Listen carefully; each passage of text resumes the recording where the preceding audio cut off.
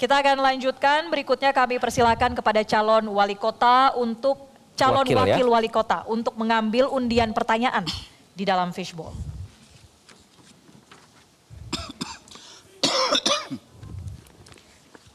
Jika sudah dapat boleh disebutkan sambil ditunjukkan, Pak. A3. Oke. Ke kamera di depan. Baik, terima kasih. Bola silakan diletakkan di box dan kembali ke podium. Masih tersegel, terjaga kerahasiaannya. Kita akan segera bacakan pertanyaannya. Sekali lagi subtemanya terkait dengan pendidikan. Kita mulai. Menurut data BPS Kota Tarakan 2024, capaian angka partisipasi sekolah atau APS usia 7 hingga 13 tahun di Kota Tarakan mengalami penurunan, yaitu dari 93,96% pada tahun 2022 menjadi 87,11% pada 2023.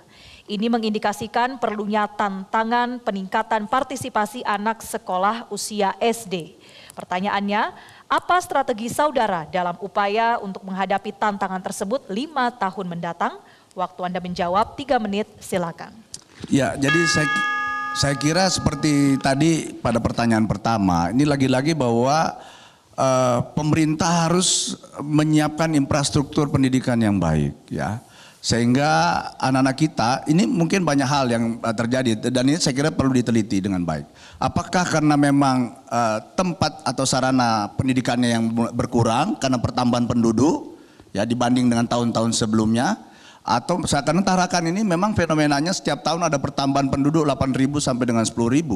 Sehingga saya kira memang antisipasi ruang belajar atau ruang rumbel-rumbel ini saya kira juga harus terus dilakukan dengan baik. Karena kalau tidak, daya tampung sekolah dengan jumlah pertambahan penduduk bisa-bisa tidak seimbang, termasuk anak-anak kita. Karena biasanya kalau orang tuanya datang mencari pekerjaan di Tarakan, sekaligus juga bawa anaknya biasanya. Ini mungkin yang menyebabkan salah satu bahwa tingkat partisipasi pendidikan ini juga menjadi menurun, karena mungkin tadi akses masuk ke sekolah ini berkurang, dan tentu ke depan strateginya harus menambah sekolah baru.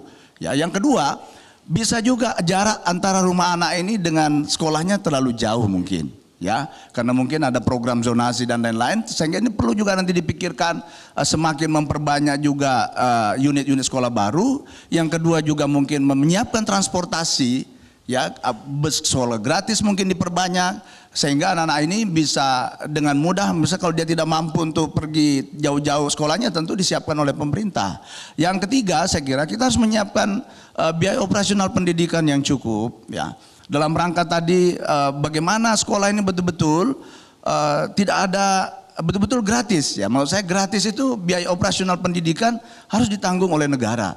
Negara harus hadir di setiap pendidikan ini, ya, sehingga tidak boleh lagi mungkin ada pungutan-pungutan di sekolah yang mungkin memberatkan orang tua murid, sehingga nanti ini juga akan mengurangi partisipasi keengganan orang tua murid untuk menyekolahkan anaknya. Tapi saya kira perlu penelitian lebih dalam lagi tentang hal ini untuk membuat strategi yang lebih tajam, lebih efektif saya kira untuk menangani angka partisipasi murid ini. Atau bisa juga anak-anak sebagian mungkin sekolahnya keluar daerah. Ya, bisa karena mungkin orang tuanya mampu, dia sekolahkan boarding school misalnya di luar daerah, di Jawa, di Sulawesi, yang lebih baik. Saya kira begitu.